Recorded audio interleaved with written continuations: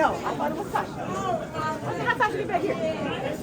Ben came all the way out here again. I'm gonna slide right next to you. All right, go ahead, guys. Thanks. How powerful you feeling at the heavyweight? I mean, just some of the best you felt in your career. Listen, I felt strong in there, but I know Danielle Perkins felt strong. That girl was strong as hell. She was strong. She was definitely a problem.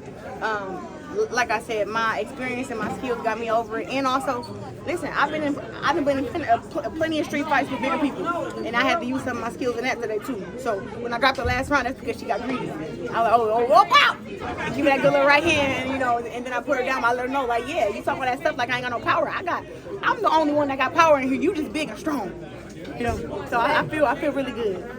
Claressa, you called this your true homecoming. How does it feel to be able to deliver, and the crowd was just insane too? I couldn't believe it. Oh my God. I walked out and I looked around. I said, oh my God, this place damn near sold out. I only seen about 20 or 30 empty seats.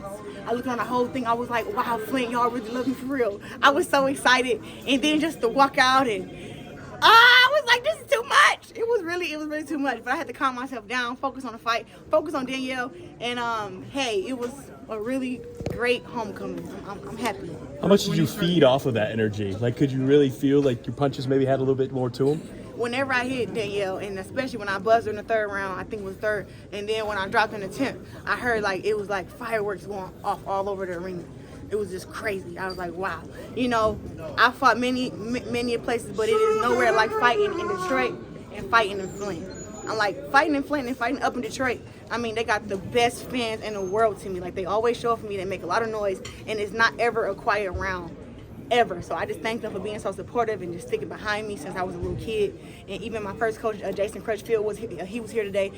And listen, if he's happy with my performance, I'm happy. So he was happy. Tell me about that moment in the third. They were chanting, whoop that trick, whoop that trick, whoop that trick, and then you got the knockdown. That was a surreal, like, chill-inspiring moment. How did you feel in that? Could you feel the crowd, like Mark was saying, making your punches more powerful? How do you kind of feel about that?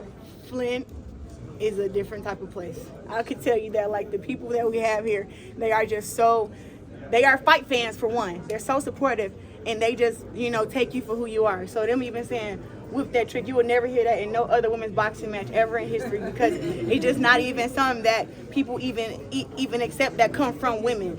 People accept that from me here coming from Flint, and they understand me, and they know that, listen, I'm just as hood, just as street, but I'm also business and savvy, and I'm very smart. So they accept me for the full package, and I just love them so much for that.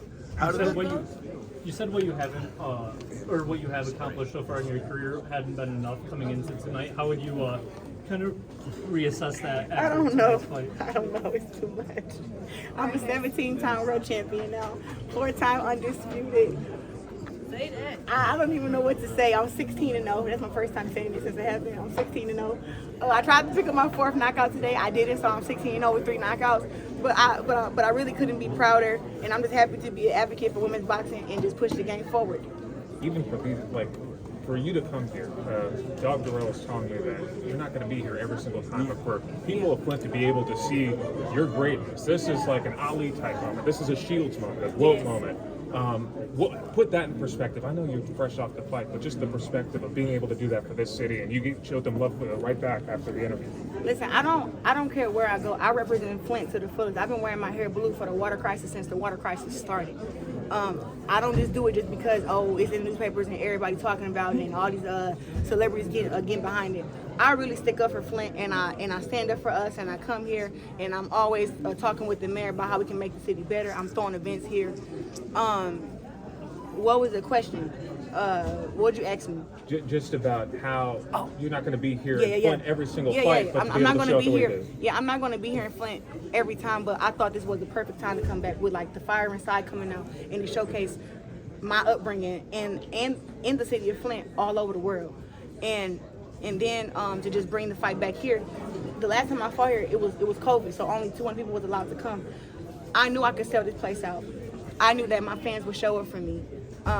I knew, and I wanted to have a historical fight. So to fight for the heavyweight undisputed championship and the first women to ever do that, I was like, this is definitely a big moment for me, and I'm really excited, and I'm happy that I was able to bring it back home and I was even able to bring a papoose to Flint. So that was what's up. When do you think it'll set in that, I mean, you are the first boxer, 3 different weight classes, to be an undisputed world champion? Will that ever set in, or do you want to just keep fighting and then let it set in at the very end of your career? I think I want to keep fighting and let it set in at the very end, because I haven't gotten all my endorsements or all my sponsorships yet. So I have some, but it's like I'm waiting to get the 20 million Adidas, or 30 million Under Armour and Nike. I'm looking to get. I'm trying to be on the cover of Sports Illustrated. Like, I'm still trying to get there. I want to represent all these companies. So I have some work to do.